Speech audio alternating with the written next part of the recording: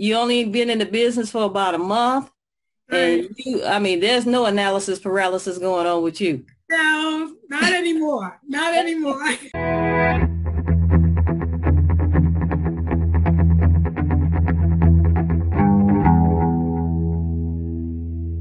All right, guys, this is Kelly from Hills, Disney Wheels Mobile Home Investing Course. We have a special guest today. We have Mrs. Lisa M. Jones out of Florida. She is a mobile home investor, and I've reached out to Lisa. First of all, how you doing, Lisa?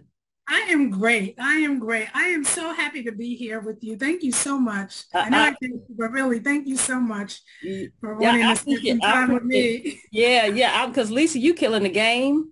And what I like about you, you a newbie. You only been in the business for about a month, and Right. there's no analysis paralysis going on with you. No, not anymore. Not anymore. Okay. So Lisa, introduce yourself to everybody. So my name is Lisa Jones. I live in Central Florida. I live in Kissimmee, which is right outside of Orlando. I am originally from New York, so I always claim to be a native New Yorker who just happens to live in Florida. Um, I moved from New York and I lived in Maryland for a little bit, and then I've been in Florida for about a little more than 10 years. I have a corporate background. I've worked in media and marketing most of my career. Then I got a real estate license right before the first crash. Hmm. And we know what happened then. And realized that I really did love real estate, but I didn't want to be an agent. And stepped into investing like a lot of people, a lot of Facebook groups, and started out in single family home wholesaling, mostly virtual. And so that's what I was doing. And mobile home investing came around just as it's come around for a number of people. And like most of us, you raise your eyebrow like, I don't think that's really the niche for me. And you kind of set it aside. But once you have started to build relationships and have respect for people, and then you start to see what they're doing, then you sort of say, maybe I should think about this again. And bought some courses, as most people have, and started following people, and really just, decided to take the plunge. I went to an event in May, and then I got really serious. I said, all right, this is something I think I really need to really, really focus in on, because single family homes wasn't really doing it for me. And I said, there has to be a way to be a lot more profitable for myself. Hmm. And here we are. It is like probably 35 days. And I have done three deals, three wholesale deals, bought a property, getting ready to sell that one, and have about four others in the pipeline in just a little over a month. Wow, killing it, killing Yeah, it. trying to be like you. No, you are really killing it because you took off. You took off. I've seen all your posts and stuff. I'm like, man, I got to reach out to her because she's killing it. So, Lisa, what was it about the real estate business was just not there for you? I think I don't know. I think being an agent is a whole different animal. There's a lot of there's so many facets, and you're dealing with a broker, and you're dealing with giving up some of your commission, the MLS, what do you call it? What is it when the house has to be evaluated, and The it doesn't inspections come and all back that. and it doesn't appraise well, and then people can't get financing. I'm like, there has to be a straighter line than Okay. this. Okay. Wholesaling really is that. Okay. Wholesaling or being an investor really is that Hmm. arena that allows you not to have to deal with all that. But then just in the single family wholesaling game, it just was a lot. Buying lists, going through VAs.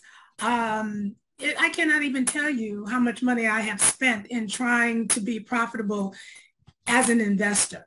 Okay.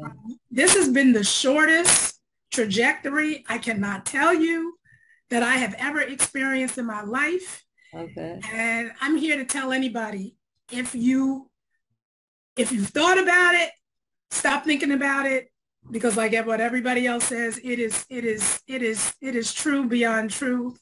I can't even tell you. Wow. I can't even tell you. Wow. Wow. So Wow. here I am. I'm a mobile home investor. I'm sold. You don't have to talk to me about anything else after this. Nope. I feel the same way. I feel the same way. So Lisa, you said you were a realtor, but are you licensed to buy and sell mobile homes? I am no longer licensed. I was licensed in Maryland, and then I did not renew my license in Maryland. And when I moved to Florida, I didn't take the exam here for Florida. No. No, I'm talking about mobile homes. Are you Oh, I'm licensed? sorry. I'm That's okay. sorry. That's No, okay. I'm sorry. As a licensed broker, I am not at the moment. Okay. I will say that, a shout out to all the folks that have helped me in the last month. They know who they are, and I don't want to leave anybody out. But, this can be an arena where there's a lot of people that you can pull on for resources, and everyone who's I've reached out to has stepped up to the plate. And the first person was someone who I just had a new relationship with, and she Okay. just happened to be a broker. And when I Okay. needed a broker's license, and I made a promise even before I talked to her. I said, I told the park manager, sure. If I show you the license that my partner has, can we continue in your park? And she said, sure. And I just reached back out and I said, listen, this is the deal. Can we partner on this? And this is what I need in order for us to get this deal done. And we've been rocking and rolling ever since. Right. So Lisa, even though you don't have a license, there's still other ways that you could get done deals done without having a license because you don't have to Absolutely. with wholesaling, you don't need a license at No, all.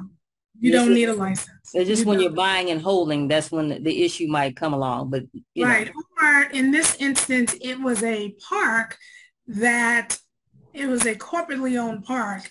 And one of their regulations or rules was that you had to be a realtor to sell in the park. But the other thing that I realized, and I'm sure you understand this, be very clear, ask for understanding. What do they mean? okay. Because when I reached out and was speaking to the park manager, she asked me who I was. And I Hmm. used that faded word investor. And right then I'm thinking that I'm, wearing my badge as I'm an investor, but that was a word that was a no-no for them. And she said to me, you must cease and desist. Hmm. And I said, that is only used for like criminals in my mind. I'm like, cease and desist. And quickly I realized, I said, well, what is it that I would need? And she says, well, you need to have a license. And I Right. said, okay, that's fine if I can show you my partner's license. But after we've talked, I've done 2 deals and getting ready to close on the third in her park. I said, what did that really mean? Do I really need a license? Like what was that about? And come to find out, I really didn't. She said, we don't like investors because we don't like the idea of people coming in, buying the property and subleasing in our park. So with further clarification, I realized I probably really didn't need it in the beginning because that's not what I was doing. I didn't buy any property. All Right. of them were wholesale deals. So, Yeah. but yeah, partnering and figuring out who your resources are as quickly as possible, I think get you to the goal. Don't let that hiccup kill the deal. Right, right. And to me, when people let that hiccup kill the deal, you're just making an excuse for this not to work. That's my personal opinion. You're making up Absolutely, excuses that this is not going to work, and it works all day long. absolutely, So, absolutely. but you know what, Lisa, what I like about your story, and I'm not going to sit up here and act like we haven't talked for 2 hours recently. But what I like about your story is similar to me and my brother because we just really don't see the need to do bandit signs, especially if you're building a relationship with the park manager. So tell us about you, bandit signs, and your relationships with the park managers. Well, really quickly, most people will tell anyone starting that that is the way to get your first deal or to continue to get deals. That was not my path. The first deal came as a lead. And once I got in there and I built the relationship with the park manager because I realized that their job is hard enough and they are not trying to deal with people who also have their issues moving out of their parks, Right. trying to also get them to move out of the parks with a whole list of things that they need them to do. And once I realized that, I said, what would it be? How can I best assist you? If someone like myself is in your park, How can I help you? And she said, if you can just get them to do this, and this, and I don't have to deal with them. And I knew from then that we were going to be fast friends and we were going to be doing a lot more deals, because once I did that first deal, that thing happened in like a week. And when I sent her an email to tell her, you know, Mrs. So-and-so's house has been sold, we're getting ready to close, she came back and she said, oh, really? Did you tell them about the skirting? I said, skirting's done. Did you tell them about the power washing? Power washing's done. And she said, Wow. oh, well, that's fantastic. And the other thing that I would say is anticipate the next two steps. Anticipate the steps, as well as keep control and manage the manageables. If I realized that she didn't have to talk to those sellers who she was already not too happy about, this was going to be golden. Wow. As well as the sellers who were complaining about her from the moment that I got there. This park manager is this, and she is this, and I was like, what is it we need to do? If I can keep, let's call her Jane, out Okay. of your hair, and you don't have to deal with Jane, would that make you happy? Oh, if we can just not have to talk to Jane. So I had my marching orders. I kept Jane at bay, and I told them everything about what they were doing, and we were fine. Wow. Well, so Lisa, you were talking about your first deal or your first lead. So how did that come about? Because it wasn't with a bandit sign. So how did that come about? It wasn't with a bandit sign. It was someone in one of the Facebook groups, and you know, we all belong to a number of Facebook groups. Don't sleep on the Facebook groups. Don't sleep on people dropping content or things that may be important to you. And someone that does not live in my market made a post about my market, as well as others, saying I am somebody to connect with. I'm looking to connect with people in different locations. And immediately I did an emoji with my hand raising saying, here, I'm here for it. And that person reached out to me and she said, I think she works for mobilehomes.com or something like that, or webuymobilehomes.com. Okay. And she doesn't live in Florida. And she says, I have this lead. I have this woman. She's a little bit temperamental. I'm not sure what's going to happen, but they need to move in about 3 weeks. The very first one, I had no idea what I was walking into. And something said, you know what? This beats a bandit sign because this is a lead right here. I am going to run with this. And that was it. And off to the races, got there and started talking about the house across the street. And then she said, well, what about ours? You think you could sell ours too? And I'm saying, oh, well, sure, I can help you. I can help you. But Kelly, I have to say, all of these things happened. The house we were in, she had a little side deal with somebody who lived in the park with a contract on a little piece of paper like this, had his check. The mother lived across the street whose house we were selling. The father died. So the title was in the father's name. And now the title was wrong. It was the wrong information, the wrong address on the title. So there were all of these things that I'm thinking, this is not in the course. They don't tell you how to mitigate what happens if the deceased person is not here and the title doesn't match, and you know. Right. But it is, I will tell anybody, you have to learn how to think on your feet, and the deal is not done. Whatever it is you have to do, the deal is not done. Just keep that, fake it. Here's the thing, and I believe this just even when I was in business, they don't know what you don't know. Now, see, Lisa, now somebody gonna think I paid you to say that. No. They don't know, especially if they don't know that you don't know what you're talking about. They don't know. They don't Listen, know. when I pulled out the purchasing agreement, which I had seen 1,000 times, my hand was shaking. And I'm like, oh Lord, is this the right document? Right. Did I mess up the document? And then not only that, I had to pull in the broker's document, right? My partner, who was a broker, because she has to cover herself. Now I have to go back to them and say, we are replacing this document with this document. But you know what I did? I didn't replace that. I didn't mention anything about the first one. I said, you know, as we are moving along, there's a document that I neglected to have you sign. Would you mind signing this document for me to put in the file along with the other paperwork? They did not blink one iota. Wow. So I would say to people, stop worrying about what you think they know, because all they want is for you to get their property sold. That's it. Right, right. And so, Lisa, would it be safe to say, since you're building relationships with park managers, let's just say there was a piece of paper you weren't familiar with, would you be comfortable with like, hey, I've never done this before? You could go to the park manager and ask them. It probably wouldn't be a big deal. Absolutely. Absolutely. You know what? So to that point, the property had the wrong title, had the wrong address on the title. Who did I go to? The park manager, because the park manager has to have the records for that property. What Mm-hmm. record do you have that matches lot number XYZ? And you know what? Not only that, the park manager gave me a resource that I never heard before. I think it's called Auto Data, and it is a data source that is the proof of any particular vehicle. Believe it or not, that document, and no one else had heard of it, even in the sphere of the people we know in these groups. When I went to the DMV, I almost couldn't get that title transferred. And when I pulled that out, I said, this is the document that came from this source from the park. And the Okay. woman said, well, I'm so glad you have that, because that is verification that this information matches this property that you're trying to do Right. the title transfer. Mm-hmm. Mhm. Mm-hmm. So, Lisa, tell us, okay, so your first deal was a wholesale deal. And so Correct. what was the seller asking? And did you try to get them lower?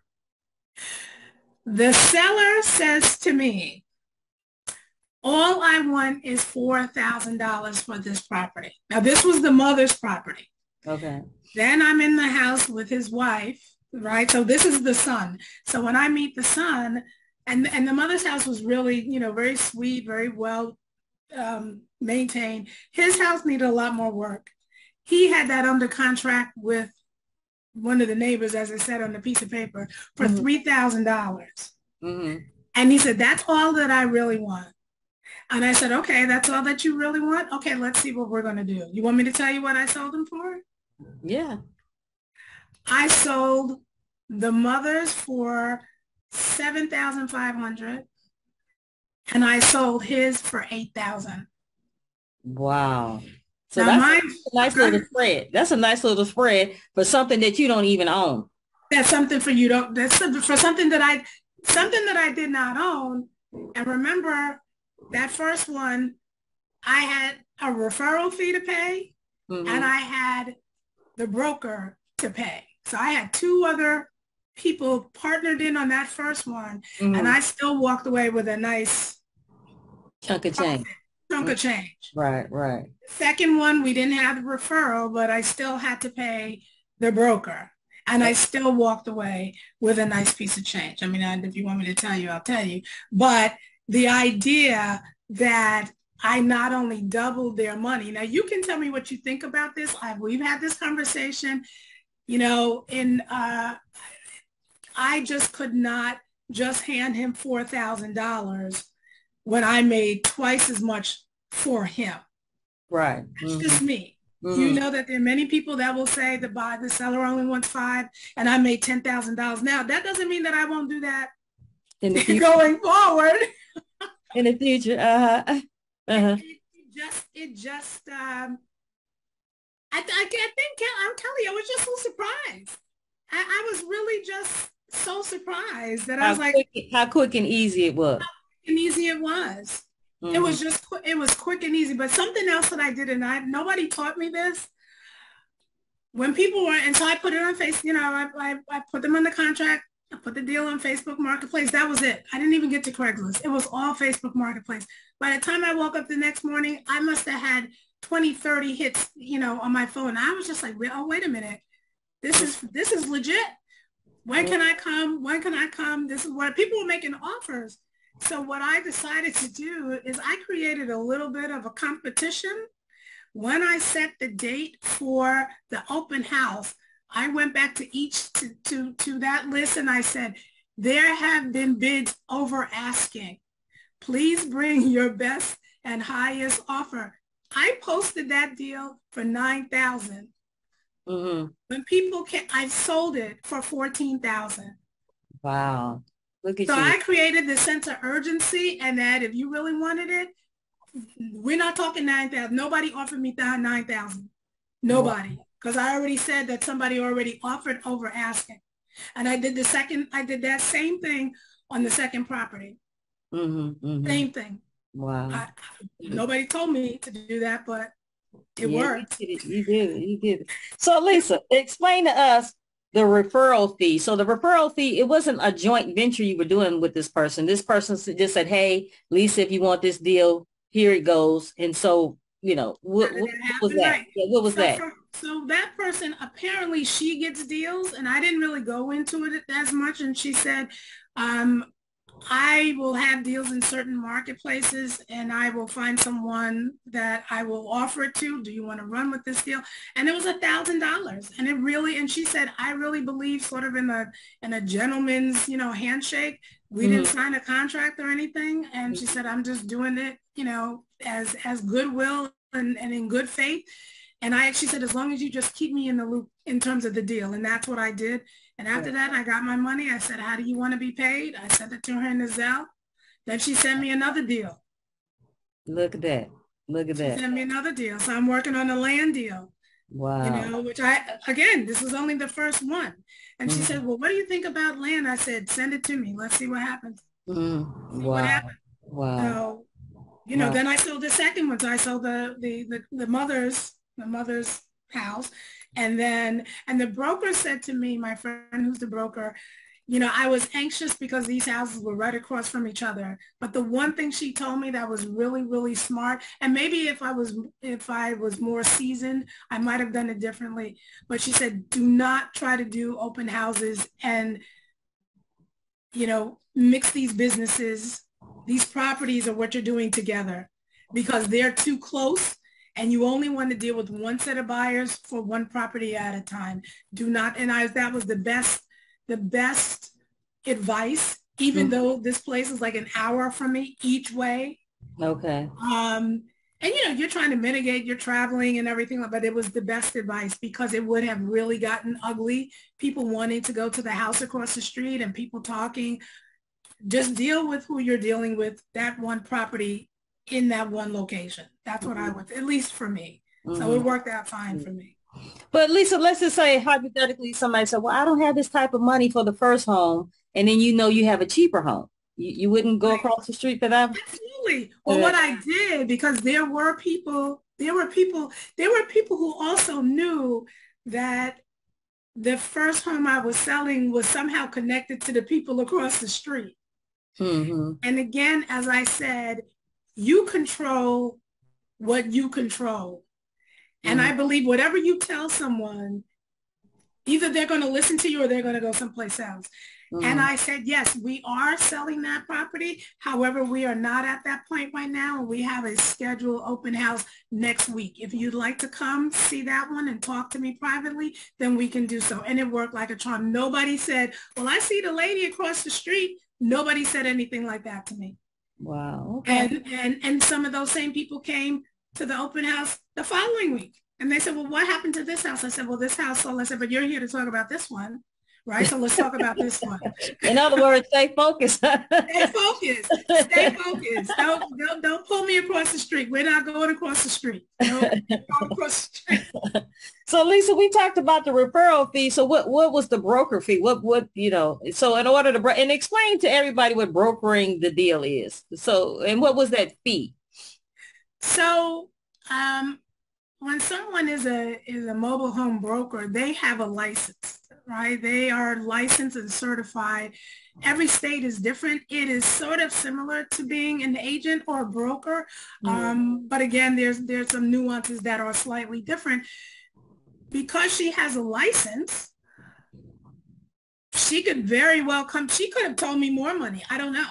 Mm-hmm. Um, she said to me, let's start with a flat fee. And we had a flat fee of $2,000. And she said, if you're going to use my license, if we are going to partner in this regard, then this is what I want. Now, it could have changed. And I thought that it could possibly change as we got into deals that, had a bigger split. I was anticipating that, still might anticipate that.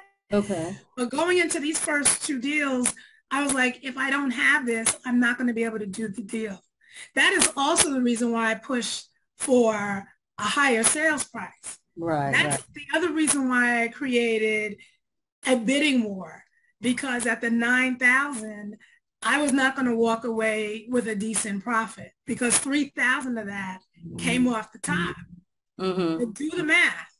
If Right. my buyer said that he only wanted 3 or 4, and I sold it at You mean 14, seller. You mean the seller wanted I'm three or sorry, four. the Uh-huh. seller, Uh-huh. right? So 3 came off of the top. I'm left with 11, and he said he wanted 4. So you do the math.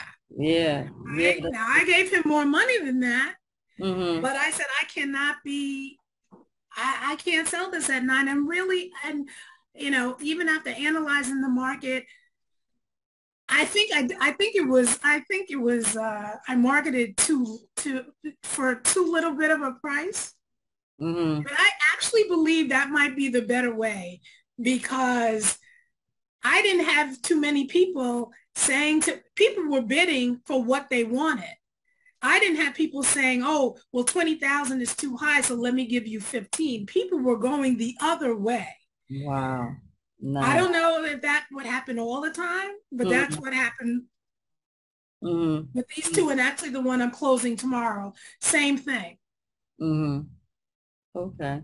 So Lisa, when you put these homes on Facebook Marketplace, were they paid ads or free? Free ads. All Mm-hmm. I did was take the pictures, take as many pictures as you possibly can, so you have a variety to use for yourself. It's better to have more than less, because you're doing it on your phone. You don't know what they really look like. And I just selected like maybe the best 6 or 7, 8 maybe. Mm-hmm. I looked at what other people wrote. I tried to come up with something that was eye-catching. Mm-hmm. Like that first one, it was 2-1 mobile home must sell. And then in the description, I just wrote a description. So I followed what other people did. And then I went into, the yard sales and, mobile home, Central Florida, mobile home, everything mobile home. So there are those groups that are already labeled. And I think I must have marketed in about maybe 20 groups. I didn't go further than that. And that's the same groups that I have been continually for the other 2 deals. Same thing. I have Mm-hmm. not even gotten to Craigslist. I haven't paid for an ad. I haven't put out a bandit sign yet. which, which, I'm sure at one point maybe I will. We talked about this. Right, I right. know that they work, but this is working for me, so I'm not trying to be creeping around at 6 o'clock in the morning with a trunk full of nothing. At this, at this point, I might Yeah, have to pay somebody. yeah. I told you, Lisa, you got to be safe out there. I know I ain't getting up that time No. in the morning. I'm not, even though I'm a night owl, that's not going to happen.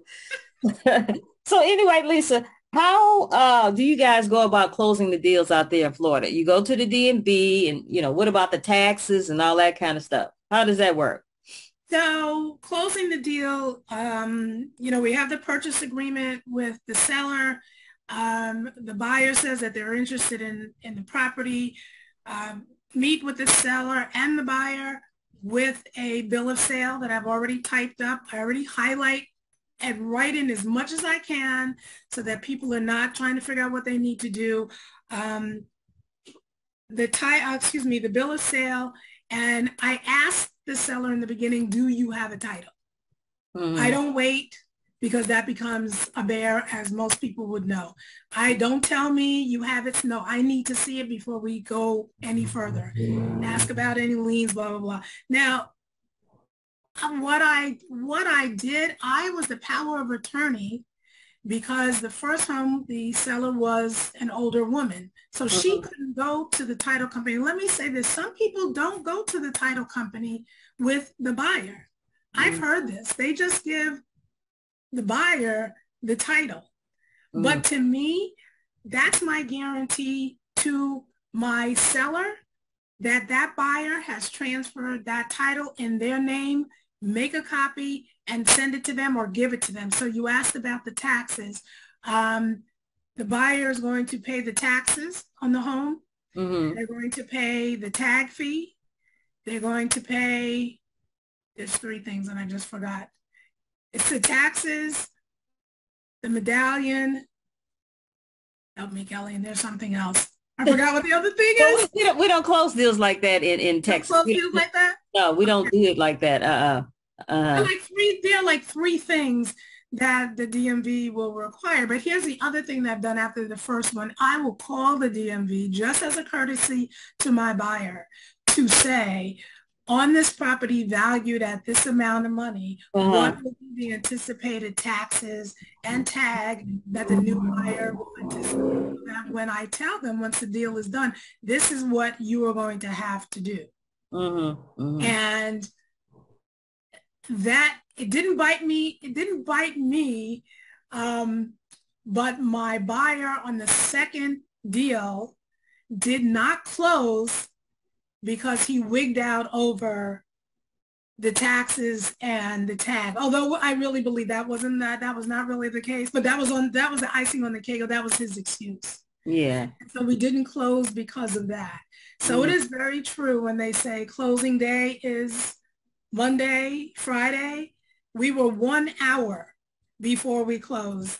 And I called to remind him, please remember we're going to go to the DMV. And when I told him, he said, oh, I think I'm making a mistake. And I'm driving to the seller. I'm driving. And he's saying, oh, I'm going to meet you there, but I think I'm pulling out of the deal. And in front of the seller's house, he pulls out of the deal. I now have to go back in the house and tell the sellers, this buyer is not buying your home. However, I truly believe in taking backup offers. So all of those people that Mm-hmm. DM me when I said this deal is pending, and now that's the other thing. I don't put it's pending on Facebook Marketplace. I go in to the people that have seriously inquired because other people are still going to be inquiring. Let them Right. continue to inquire because also now that's building my buyers list. Don't cut yourself off and Right. say, the deal is pending. I will let you know what happens. And luckily I did that very same morning. Somebody from Jersey said, did that deal close? I really, really want that property. I Right. went back, knocked on the seller's door and said, can I do a walkthrough, a video walkthrough? Because I have another buyer who's interested in purchasing your home. And I told you, Kelly, the lady opened the door with her nightgown on. The husband came out in his shorts. He said, yeah, sure. Walk through. And I'm saying, is this really happening? Like, is this really happening? And I did a video walkthrough. uh, One day, that woman wired me her funds. We didn't miss a beat. And we closed, I think, 3 days later. okay. She's moving from Jersey.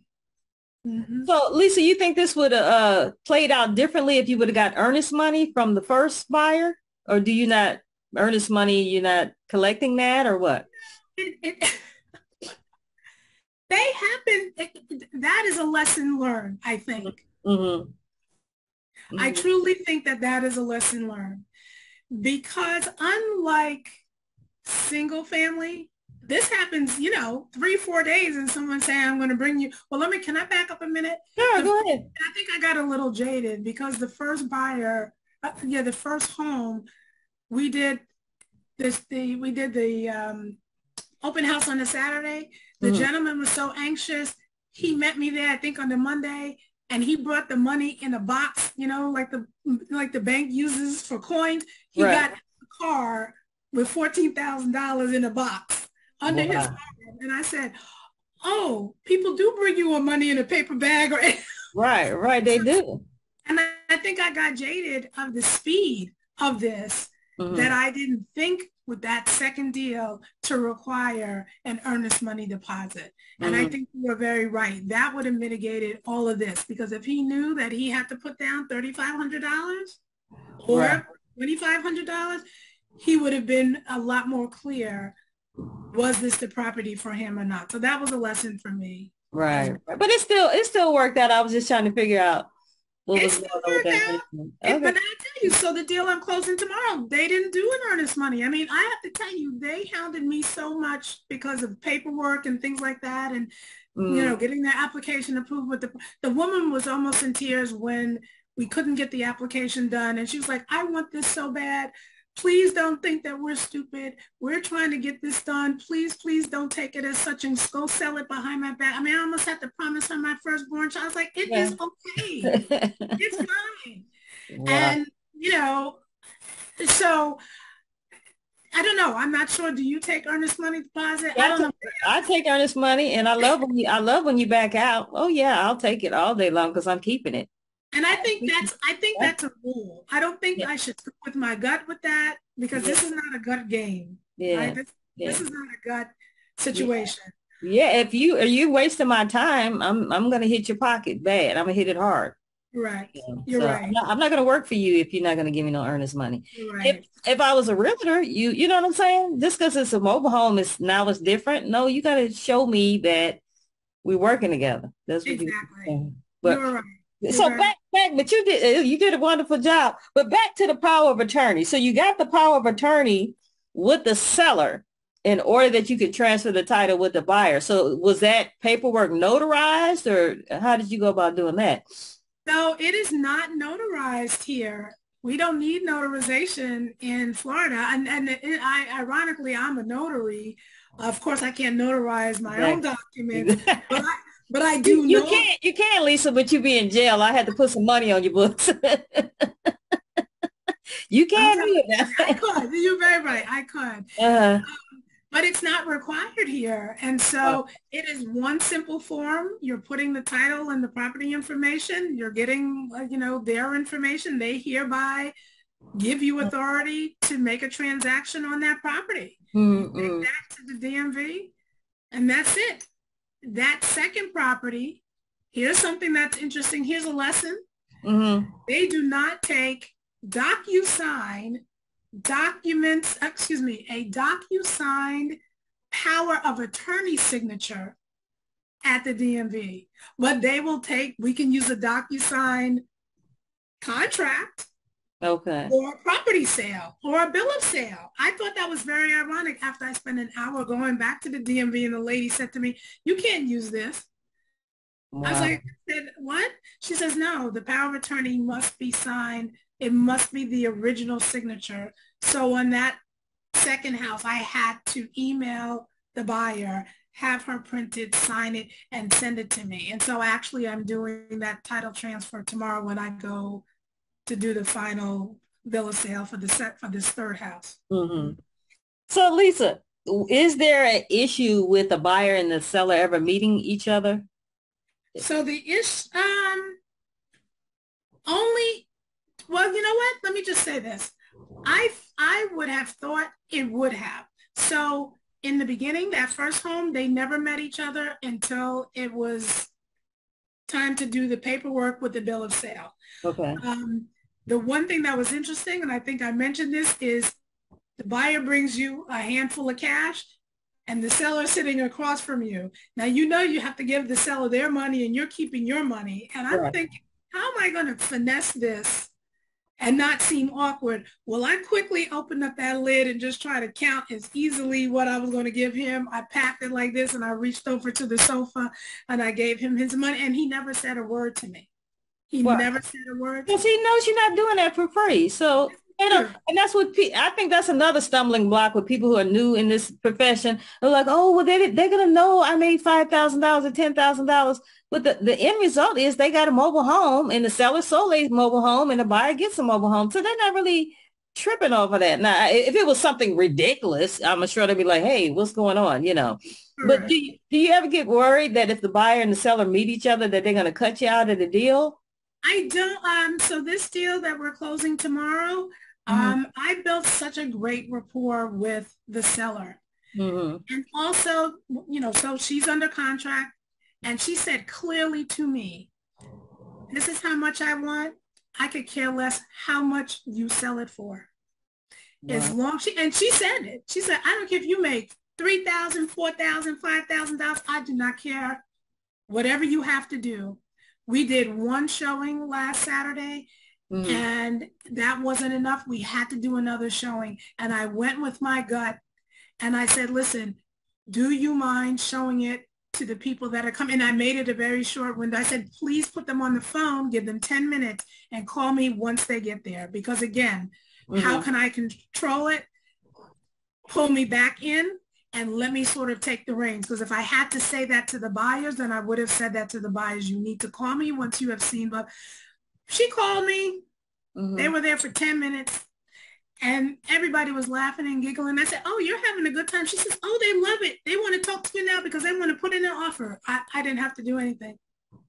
Mm-hmm. And so she did meet them and there Mm-hmm. was no problem. So um, I'm not sure that's always going to be the case, but I go back to saying, I think if you have a good relationship with the seller, Right. and you're going to take care of them or you're going to meet whatever their expectation is, or you have handled the objections. Because I did say to her, her home was a little older. I said, you know what? I I I hold reserve that we may not get what it is you're looking for. I said, Mm-hmm. we're going to put it out there. If Right. you have an older home, I said, we're gonna act like I didn't have this conversation, but we may have to come back and revisit it. Mm-hmm. I can't, what I put it out there for, 14.5. Mm-hmm. This home is a 1967. Woo! Let me tell you something. It is just, they put in new floors. It has no central air. And it is just as cute as can be. She's neat. She's clean. I'm walking away with almost $5,000. One Wow. showing, two showings, 1 week. She's happy as a clam. And so am I. And so are the new buyers. So there we go. And that's the other thing. Don't even that's the other thing that I thought about is, well, suppose the home is really old. How are you going to sell a home that's really old or a home that doesn't have central air? These new buyers, they could care less. The woman is just ecstatic. She's like, oh, I've already picked out my new bed. Can you tell me when she's moving? Because I need to give a date to the people that I'm ordering my bed for delivery. Oh, wow. Wow. And All so of those things Lisa, don't necessarily mean anything, I mhm. guess. And so Lisa, so it's a 1967. Did you ever talk to the park manager regarding can the mobile home stay there? Did you ever have a conversation? I did. I talked with her, told her, excuse me, I talked with the park manager to find out what are their policies about homes being moved or not. Hmm. And in this particular park, they don't move, their homes are not allowed to be moved for any reason, for any reason. So there have been people that have asked that question. I've had responses in my comments. Well, Uh-huh. if I own it, how come I can't move it? And I've come back and I've said, this is what the conditions are with this particular park. This Okay. corporate park has a prospectus about the homes in their park. And that's just what the rule is. And I've left it at that. Hmm. So I don't know if that's different or not, but I think that's very important, as you said, to understand what are the rules within the park that you're working with to Right. set the expectation for who's ever, particularly looking at your ad, because my first ad did not say that, but all the other ads said that this home cannot be moved. Okay. And I don't put the year. Okay. I All right. don't put the year at all. Right. So somebody be looking at, oh no, that's kind of old. But Right. so Lisa, back to the AC. So me and my brother actually bought a mobile home and we were new in the business and it had window units and we bought shiny, I shouldn't say we bought, well, I bought some shiny new window units and the manager, park manager come knocking on the door like, what are you doing? I'm like, oh, I'm putting new window units. She said, no, you have to have central air. So the people before us were grandfathered in to have the window units, but us as the new owners, we had to have central air. So that part, I guess they don't care if it's a window They don't unit. care. They don't care. Now, I got a instant education Mm-hmm. about what's allowed, what's not allowed, because the first two homes, that was that was the big contention. They had lived there for 20 years, so they were grandfathered in, so they didn't know once they sold their home, the skirting had to be replaced. But if you are the homeowner and you're looking at across the street and there are three other people that have the same skirting as you, there's this misunderstanding about what that meant. And I had to educate them. Mm-hmm. Well, if you stayed here for the next 10 years, you wouldn't have to change the skirting. But if you move, you Right. have to change the skirting. But then it was a whole, it wasn't them. Here's the other thing. I talked with the park manager because she wanted them to do it. Mm-hmm. And I'm thinking, you're going to have a very serious problem on your hand if you think that they are going to do this Mm-hmm. before they move. I mean, these were the people who were saying, we don't care, we're locking it up, we're putting a big chain on it, and we just, Yeah. hell, right out of here. Mm-hmm. And I said, no, no, no, no, no. So I put it on the new buyer. And again, that first showing, I'm thinking people are going to say, what are you, crazy? I'm not spending that. These gentlemen came in, oh, that's no problem. I can handle that. I can do that. The lady from Jersey, though, I was a little bit scared. I kind of set it as an aside, and then I put it in the contract. Okay. But when she signed it, I said, yeah, this is not the mandate, but this is what happens when a property is being sold that's been there for a long time. So yes, there's something to be said for understanding the park rules. Right, right. Because you want to be transparent with them because you don't want to, no surprises, They thinking they Surprises. get a house for cheap. Now they got to get central air, they got to get skirting and all this kind of stuff or Right. paint. We have bought mobile homes like it has to be this color or something like that. So you have to be transparent with them. Right. So Lisa, what? Yeah. Because you're getting some very cheap mobile homes. What star park are we talking about? Because the park not wanting a 67 mobile home moved is like, wow, to me. You What know, star I, park would you I say? think I would say that this is a three-star park. Yeah. Three-star park. Okay. I Wow. don't think and again, I don't really have a point of reference. And to your point, and then us also too, I'm in a different market Okay. than you. Mm-hmm. Um, I wouldn't say it, I don't know, maybe it's between a two and a three. Okay. And you were probably more right than me. One, because of the age of the home. So let me Yeah. give you credit. Two, this particular park, no amenities. Oh, yeah. Yeah. So So that what about speed bumps, lighting? Did it have that? Clubhouse?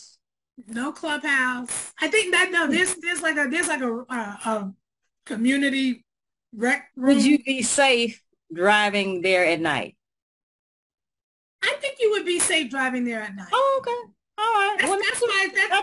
Not too That's bad. what I said. I think I want to say it's like pushing a three. There are working class people. I was there the other day. They had like home of the month, but they had like a That's cute. That's cute. sign. So Mm-hmm. that said to me that the park is really encouraging people to maintain their property, to take pride and ownership in where they live. Mm-hmm. Uh, I think it's very communal. The fact that it has no amenities, I don't think that's a deal breaker Mm-hmm. for everyone. I do know, listen, we live in Florida. I do know there are beautiful parks with community rooms and pools and, HOAs. shuffleboard and HOAs and all of that. Mm-hmm. Um, but I think, like I said, these are some really decent working class people who Mm-hmm. have pride in their homes. And that's the other thing too. What do we think?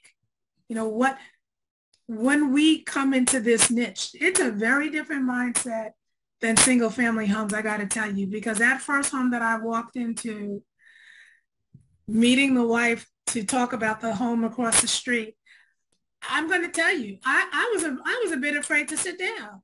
But she said to me, well, we have a dog. You hear her barking, but you just got to let her sniff her. Got to let her sniff you. Mm-hmm. And every sofa had, hair and blah, blah, blah. And I had to say, I cannot be judging. This Right. is not the same niche as I've been used to. Mm-hmm. And those homes went in a week themselves. Right. Right. That proved to me there are people who see value in this type of property. Who am I to make any judgment? My job is there to be the troubleshooter, make it as seamless as possible, get people what they want for their property, and help a new homeowner find their forever home. This lady that I'm meeting tomorrow, she's Mm-hmm. like, I can't wait to meet you. What is it I'm going to take you to breakfast. She said, I'm so happy. I told Joe, I want it. I want it so bad. If we got to go drive and meet Lisa, I can't take it with this computer stuff. Tell me you get in the car. Lisa, can we just come and meet you? I don't want you selling my house to nobody else. This is Wow. the 1967, mind you. Wow. She's as happy as a clam. Wow. So Lisa, what about that lot rent? I'm just out of curiosity, how much is that? Uh, 480, That is that's very inexpensive for Florida, isn't it? 480, Wow. $5 a piece for the dog. $5 for every dog. Okay. All That right. that is, and so that's the other thing that that I'm realizing is, we do have some lot rents that are 650, 700. To get under 500, That's a deal. it's a deal. Right. And again, when I saw this property, at first I didn't know the year, and again I was a little bit of afraid, but I'm going to tell you, it's the cutest little and my description said cozy, well maintained. And this young lady, I mean, she's got some great furniture in there. It's got the shed and the washer dryer. It is, you could really just come in and plop down and Wow. just That's make it nice. yours. And I'm telling you, as hot as it's been here, I did not miss that AC at all. She has two of them, three ceiling fans. You did not miss it at all. And I think that was key, because Mm, we're talking August in Florida. And if you walked in, somebody would say, okay, how old is this? What's happening with the AC? mm. And it wasn't a problem. It Wow, was that's not a amazing. problem. But that 480 is a dream Yeah, it price. is. And Yeah, she's going to be saving a lot of money in the long run. It would be better if absolutely it was on land, but still, true. that lot rent is just going to go up. It's going to go up. That's true there. So Lisa, what is a park approval process? Is there a certain credit score they have to have? Felonies, yeah. So with this park, it is, you must have an income of three times. And this is just this park, right? So every park, I guess, is, at least a minimum of two times the lot rent for your Hmm. monthly income, pass a credit check, background check. Um, and that has to be for the two people that live, or however many people live in the property. Each person must pass a background check, be able to show their income, and have no evictions. Hmm. And I think then there's some paperwork, and then they pay the first and security. Once that's done, and that's the other thing, once that's done, then I'm able to sell the home. I could not sell it. I could put them on the contract, but we were not going to go to bill of sale until they were approved by the park. And let me tell you, you talk about approval by the park and what is possible. And let me just say, the deal is not done till the deal is done. The buyer that backed out of that second deal, he Uh-huh. and his wife, first of all, the wife didn't meet the requirement because of her age. And again, I had to think really quick. The wife is disabled. I said, well, wait a minute. Aren't there exceptions about people with disabilities? There Right. have to be exceptions. And then she says, okay, I didn't know she was disabled. So we got past the age thing for her. The two of them together did not meet the income requirement. And I'm scrambling, and I'm saying, well, don't you have a friend? Don't you have a sister, a brother? And I said, what about your mother? He said, I have a mother who's on Social Security. My mother lives in Puerto Rico. Hmm. We're going to get your mother on the phone and figure out how we're going to pull down her Social Security benefit document. We Okay. did that in one day. She was on vacation on a cruise. Uh-huh. We Wow. found somebody who had her info, went online, pulled down that info, got it, and put those three together, his wife, and the mother. And that's what allowed them to be approved Yeah. with the proper income. So it doesn't always happen just with Right. the two people who are applying. Mm. And then that's it. So Lisa, I'm sorry, I didn't mean to cut you off. So the mother was not going to be living there though. That's correct. The So mother, how did the park feel about that, or they didn't know? no, they knew. They said it. Now, again, this particular part, she said it does not matter that she does not live there, but she will be on our application and our lease agreement with the Gotcha. tenants. Gotcha. But she does not need to be there. Now, I don't know what other parks require, Mm-hmm. but same thing with the ones that I'm doing the closing tomorrow. Uh-huh.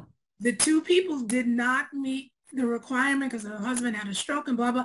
Automatically, I said, well, who else can we pull in? You got a brother? You got a sister? What Mm. about your mother? Luckily, the mother's income was all we really needed. She has a nice pension and Social Security. I said, go get the info. The next day, we pulled it in, uploaded her application, and Mm. then they were approved. So sort of kind of like the mother's like the co-signer. Sort of. Correct. Yeah. Correct. And I that's haven't just invested in any parts so that we do co-signing, but yeah, that's amazing. That's amazing. now I don't know if that just happens here, Yeah. but I, guess what? I hope it does. right. I hope there's a lot of other parks that allow that because I would not have been able to do either one of those two deals if they did not allow that. Mhm. So So Lisa, do you do any type of screening yourself before you send them to the park? I have not done. Again, Kelly, Mhm. you're killing me. I am like I have been chasing the money. Okay, Okay, I've been okay, chasing getting the okay. deal done. It has been advised, and it is true that you need to sort of stop and pause. Who are you looking at? Who Mm. are you looking to send on to the park? Because I will say that first gentleman, I probably should not have gone that far. The park manager even said to me, when you're trying to pull together, two pennies and a lint ball, it's not going to work. You can't And even look. she said, even after, she said, I'm really not that surprised.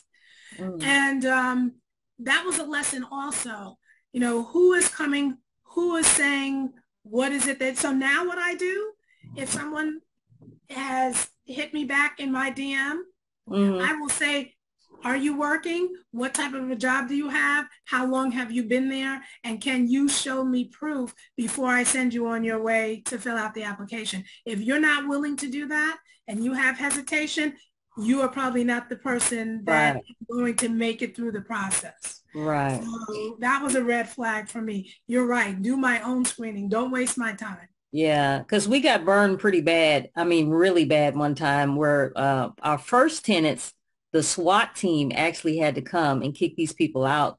Something about some sexual molestation with the daughter and the stepfather. So Right. they got kicked out. And then our new tenants, he said, Kelly, don't run my credit, don't run my credit. Let the park do it. I don't want my credit score to go down. I let him go to the park. And next thing I know, they said he had been incarcerated for some cocaine, heroin thing. And so now I'm looking like a dummy. I already done got these molesters out. And now I got this cocaine guy. Well, come to find out, it was not true with the cocaine guy. But if I would have did my own due diligence, I would have seen, hey, what's with this cocaine thing? But it was like some kind of theft of his identity or something like that.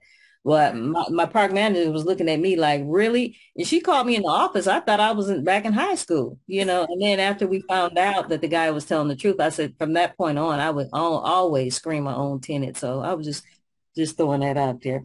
So where do you see yourself 5 years from now? Because you're killing it. You're killing it. What do you see I'm in the trying. I'm mobile home trying. business? Where do you see yourself? But man, it has been very eye-opening, I have to say.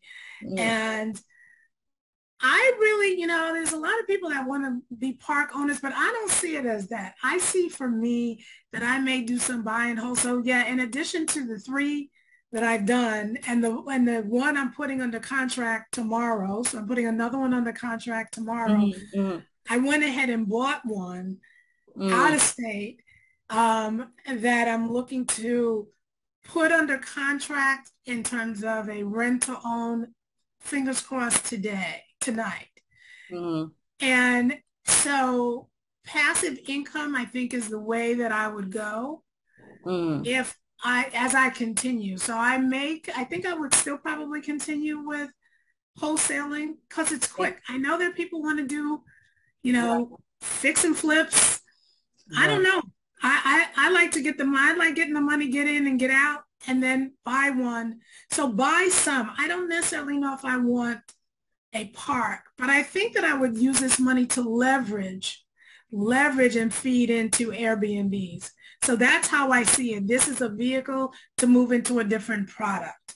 I don't want to be a park owner, but investing in this particular niche would allow me to feed into another niche that I've had a lot of passion for. And I believe there's a lot of money to be made that will allow me to secure the kind of properties that I really want to hold for Mhm. longer periods of time than I would for mobile homes. But that's just me. Okay. That's just me. All There's right. a lot to be had and a lot to do, more so than I ever thought, ever, really. Hmm. It's been a rude awakening. Okay. Definitely a rude awakening. And what about getting your license, Lisa? Is that something that you might think about doing or? I think I will. I Hmm. really think I will. I don't, I had a real estate license before. I don't suspect that it's much harder than getting a real estate license. Okay. Um, And listen, I would, so that I don't have to partner, although I like my partner, that I don't have to partner with anyone when a deal comes about, that is a requirement. I think it's a very smart thing to do because it opens up the playing field for numerous amounts of deals without any restrictions. So Right. yeah, absolutely. Right. Right. Yeah. That's on my 2023. It might be sooner than that. I don't know. Oh yeah, it will be sooner. I'll be waiting for you to post that. I already know. I could tell. I could tell you're on top of your game. So Lisa, so you have any words of advice for somebody who has like analysis paralysis? Because I mean, I have seen people take so many courses. I'm like, oh my God, Yeah. how many courses you gonna Yeah. take? Do you? Um, as you and I spoke, and Mhm. if you've done, I don't care if it's single family, I don't care what the niche is. Somehow we have convinced ourselves that whatever course we bought, somebody we hear that's new. I told you, I almost turned around and bought your course. Yeah, I have yeah. more courses. Ain't I too get rich from other late. courses that I've bought. Okay. That if you have gotten the base, you don't need any more courses. You Mm, need to just go ahead and do the thing. And I thought about this in anticipation of this conversation. I really believe wholeheartedly there is something in the individual, me included, that you don't believe the hype. You right. don't believe that this can really, really happen. You know it intellectually. You know it from all the money you've spent. You know it from people like yourself, people that are doing it. But there's a disconnect. I'm telling the reason why I'm saying that, because the first day when I walked into the lady's house with the barking dog Uh, and the curtains hanging and the this and the that, and I said to myself, who is going to buy this home? right. That was my judgment. And I think our personal judgment about any niche, because it doesn't have to be this. It could be, it could be anything. If you don't believe it in your heart of hearts, that is possible as others are making it for you, you hold yourself back. And that's why you feel you need so much more education, because from whatever anybody is telling you, it doesn't connect that it is as possible as possible. Right. And thank God for my connect who gave me the referral, because she forced me. She's like, here's something, you don't even have to go for it. Now go ahead. The day that I was driving out there with all the papers and my cute little dress and all my knowledge, I was shaking in my boots. I was educated more than some people. I have a very good friend who's in this business, who's a realtor, who's an investor, and she has said to me, you are more educated than most people that I know. And I'm happy for you and congratulations, but I'm not going to jump up and down like you think I should, because I've been telling you this for the longest time. Wow. People have to learn to get out of their own way. The worst that could happen is the worst. What's the worst? The person asks you, well, what's this piece of paper? The worst you can say is, and I've done this let me just say this, when we're getting ready to do the first deal, I had seen the title. Honestly, I didn't know where the seller was supposed to sign. I have the seller, the mother, the wife, the buyer, and the buyer's girlfriend. What did I do? Fake it. I said, hold on one second. I just want to verify, because I have a power of attorney that I have to sign. I get on the phone. I said, can you just walk me through again because I have the power of attorney. Where do I Hmm. need to sign? Yeah. That was it. She said, oh yeah, flip it over and such and so. I said, okay, that's right. That's right. Wow. I think people make it, and I'm not saying this to brag at all because that was me for the longest amount of time. There's Mhm. no fairy dust. If you've read somebody's course, you've been on enough lives, it is what it is, right? There's a purchase agreement, get the property. I mean, people know what the steps are, but yet and still we won't go ahead and do it. Yeah.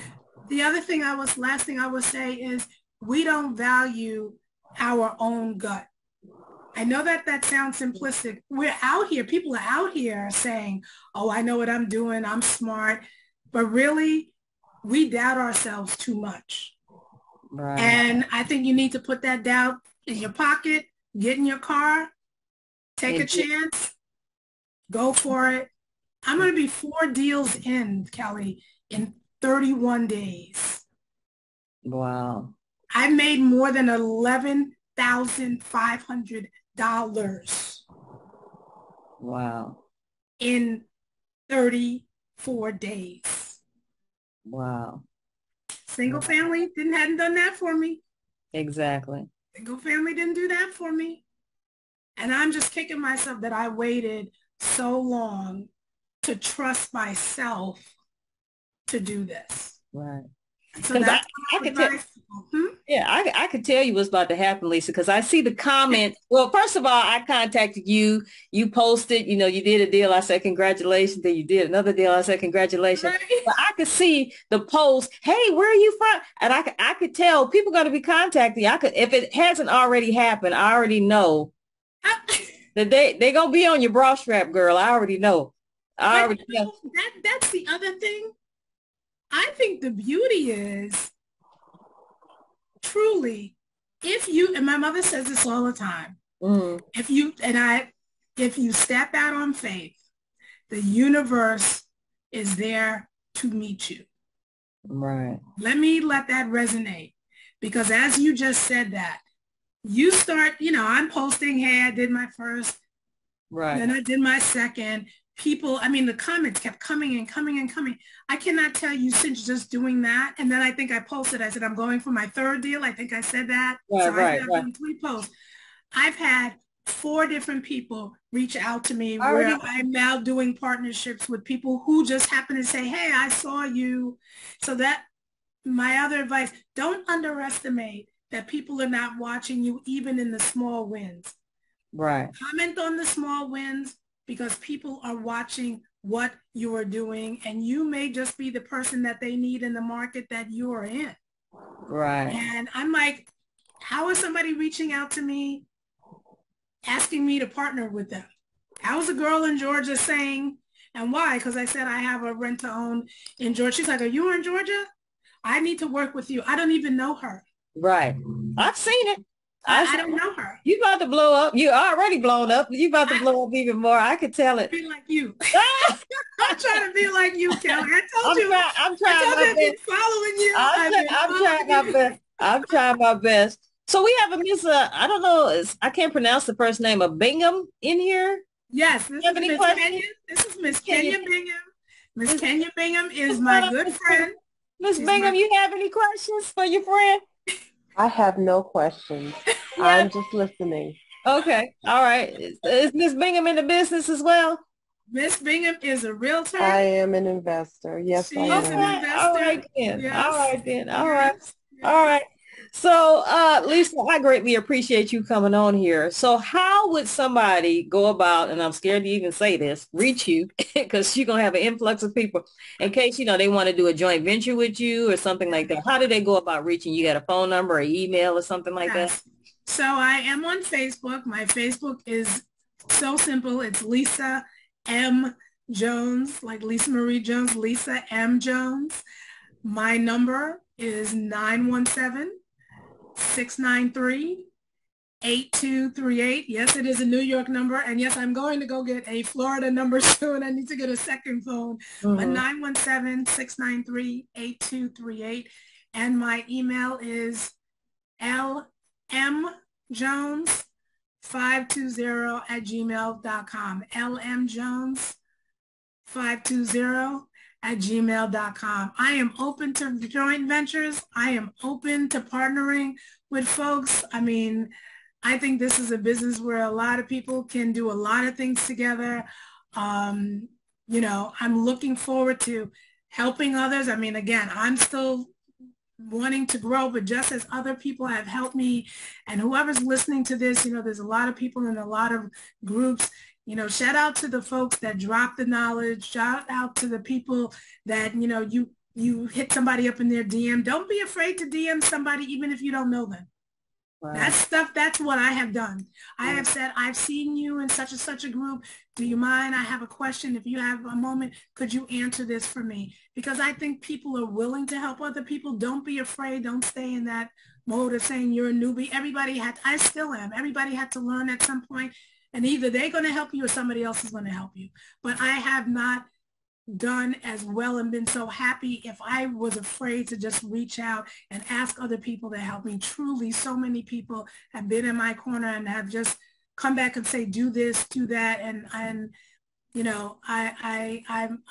grateful that there are folks in this business who are as generous with their time as they are, trying to chase deals and make money. So, yeah. It's here for everybody. It really is here for everybody. Again, and thanking you, Kelly. No, I thank you. And I was like, wait a minute.